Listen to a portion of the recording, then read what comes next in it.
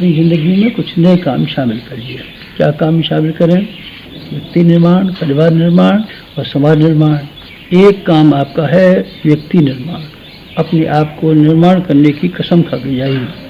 हम अपने स्वभाव को बदल दें, हम अपने चिंतन को बदल दें, हम अपने आचरण को बदल दें। एक दूसरा परिवर्तन जो आपको यहाँ से लेके जाना चाहिए वो ये परिवर्तन लेके जाना चाहिए कि आपका परिवार के संबंध में जो मान्यता है, जो आधार हैं, उनको बदल देंगे। परिवार के व्यक्ति तो नहीं बदले जा सकते कि उन पुराने परिवार के व्यक्तियों को आप बर्खास्त कर दें और नए व्यक्तियों को कुटुंब में शामिल कर लें, या उनका रवैया बदल दें, या मकान नया बदल दें, या उनकी शिक्षा बदल दें, इनका स्वरूप बदल दें। ये तो नहीं हो सकता।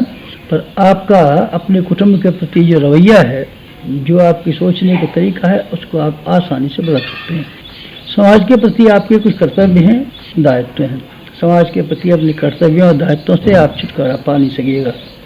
समाज की उपेक्षा करते रहेंगे तो फिर आप विश्वास रखिए समाज आप ही उपेक्षा करेगा और आपका कोई वजन नहीं बनेगा। आप सम्मान नहीं पा सकेंगे और सहयोग नहीं पा सकेंगे। उपेक्षा करते रहिए, अपने आप में सीमाबद्ध हो जाइए, इक्कड़ हो जाइए, अकेले रहिए, खुद ही खाइए, खुद ही मजा उड़ाइए। फिर आप ये और भूल जाइए कि हमको समाज में सहयोग नहीं मिल सकेगा और न सम्मान मिल सकेगा। सम्मान और सहयोग भी मनुष्य की जीवात्मा की भूख और प्यास।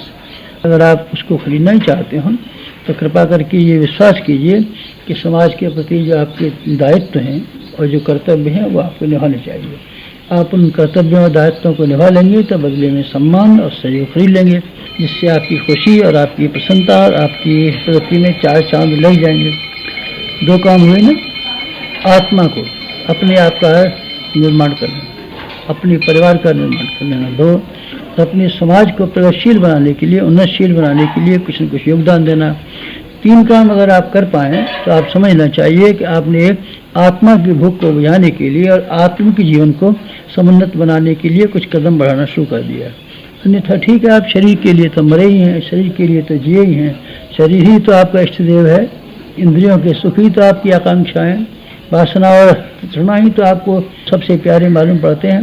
इन्हीं में तो आपका जीवन खर्च हो गया और किस काम में खर्च हुआ। अब कृपा कीजिए, सादा जीवन उच्च विचार के सिद्धांतों का परिपालन कीजिए। सादगी सादगी सादगी सादगी यथाशाही मितव्ययता।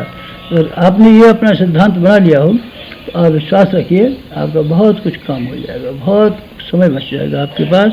और उन तीनों कर्तव्यों को पूरा करने के लिए आप विचार भी निकाल सकेंगे, श्रम भी निकाल सकेंगे, पसीना भी निकाल सकेंगे, पैसा भी निकाल सकेंगे।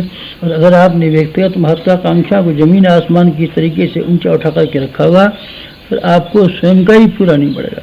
इसके लिए आपको अपनी कमाई से गुजारा नहीं हो सकता आपका। फिर आपको बेईमानी करनी पड़ेगी, रिश्वत लेनी ही चाहिए, फिर कम तोलना ही चाहिए, फिर और दूसरों के साथ में दगाबाजी करनी चाहिए, फिर आपको कर्ज लेना ही चाहिए और जो भी आप बुरे से बुरे कृत्य कर सकते हैं वो करने चाहिए। और आप अपनी हविश को कम नहीं कर सकते और अपनी भौतिक खर्च की महत्वाकांक्षा को और बड़प्पन की महत्वाकांक्षा को काबू में नहीं कर सकते, फिर आत्मा की बात कहाँ चलती है? आत्मा की उन्नति की बात सवाल कहाँ होता है? आत्मा को भी मान्यता दीजिए। शरीर ही सब कुछ नहीं है, शरीर की आकांक्षा ही सब कुछ नहीं है, इंद्रियां ही सब कुछ नहीं है, मन की ही लिप्सा और लालसा ही कुछ नहीं है। कहीं आत्मा भी आपके भीतर है और आत्मा अगर आपके भीतर है तो आप ये भी विश्वास रखिए कि उसकी कुछ भूख और प्यास है। आत्मा के अनुदान भी असीम और असंख्य है, लेकिन उनकी भूख और प्यास भी है। पौधों के द्वारा, पेड़ों के द्वारा हरियाली भी मिलती है, छाया भी मिलती है, फल फूल भी मिलते हैं, प्राणवायु भी मिलती है, पर उनकी ज़रूरत भी तो है ना। आप ज़रूरत को क्यों भूल जाते हैं? खाद की ज़रूरत नहीं है उनकी, पानी की ज़रूरत नहीं है उनकी, रखवाली की ज़रूरत नहीं है उनकी। अब रखवाली न करेंगे, खान पानी नहीं देंगे तो पेड़ों से पौधों से क्या आशा करेंगे? इसी तरीके से जीवात्मा का पेड़ और वृक्ष है पर अपनी खुराक मांगता है। खुराक क्या मांगता है? मैंने निवेदन किया ना आपसे। व्यक्ति निर्माण और परिवार निर्माण और समाज निर्माण के लिए आपकी गतिविधियाँ चलनी चाहिए और आपके प्रयत्नों को अग्रगामी होना चाहिए। आज की बात समाप्त। YouTube चैनल शांति कुंज वीडियो गायत्री परिवार को सब्सक्राइब करें एवं बेल आइकन जरूर दबाएं ताकि गायत्री परिवार की विभिन्न गतिविधियों की जानकारी आपको मिलती रहे।